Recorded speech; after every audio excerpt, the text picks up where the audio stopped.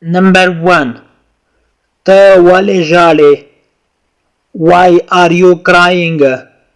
Why are you crying? یو ملګری مې دا کیسه راته وکړه. A friend told me that story. A friend told me that story. ته ولې دروغ وایې؟ Why do you lie? Why do you lie? موږ چیرته یو؟ Where are we? Where are we?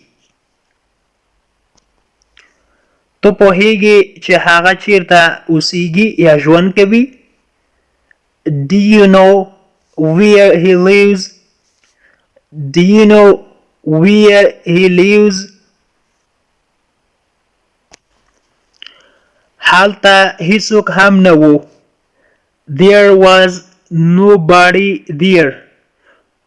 There was nobody there. هلته څه دي؟ What is over there? What is over there? اډه یا تمځای چیرته ده؟ Where is the station? Where is the station? زه غواړم چې هلته یو ځل بیا لاړ شم. I want to go there once more. I want to go there once more. په زرګونه خلک هلته وو یا موجود وو. Thousands of people were there. Thousands of people were there. Thousands معنا زرګونه، people خلک. زه ټیکسي چیرته رانیولی سم یا پیدا کولی سمه؟ Where can I get a taxi? Where can I get a taxi? Get معنا پیدا کول یا نیول. د where معنا ده چیرته. هغه یوه زړه کلا ده یا یوه زړه ماڼۍ ده. That is an old castle. That is an old castle. Castle معنا کلا یا ماڼۍ ته هم استعمالیږي. یادونې وړ ده چې په castle کې ټي نه تلفظ کیږي، ټي سایلنټ ده. That is an old castle.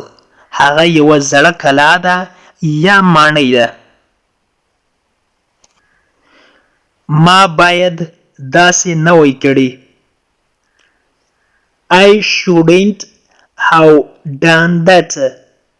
I shouldn't have done that.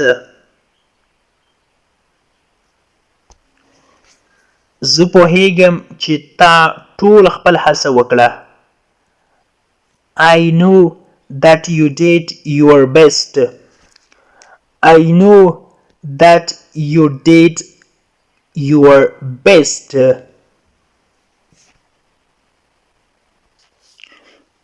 تاسو چیرته روان وئ یعنی چیرته تللی؟ نو په انګلیسي کې به وایو Where were you going? Where were you going? تاسو چیرته روان وئ؟ د where معنی ده چیرته.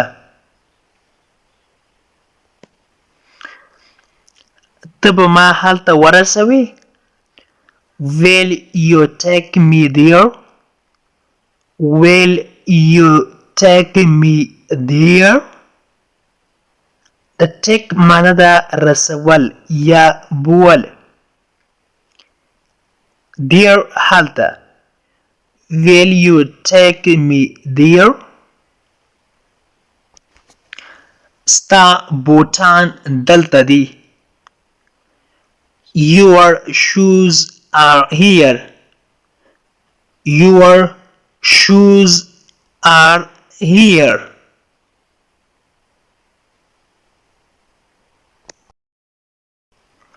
هیڅ ثبوت نشته. There is no evidence. There is no evidence. The evidence معنا ده ثبوت. No نشته.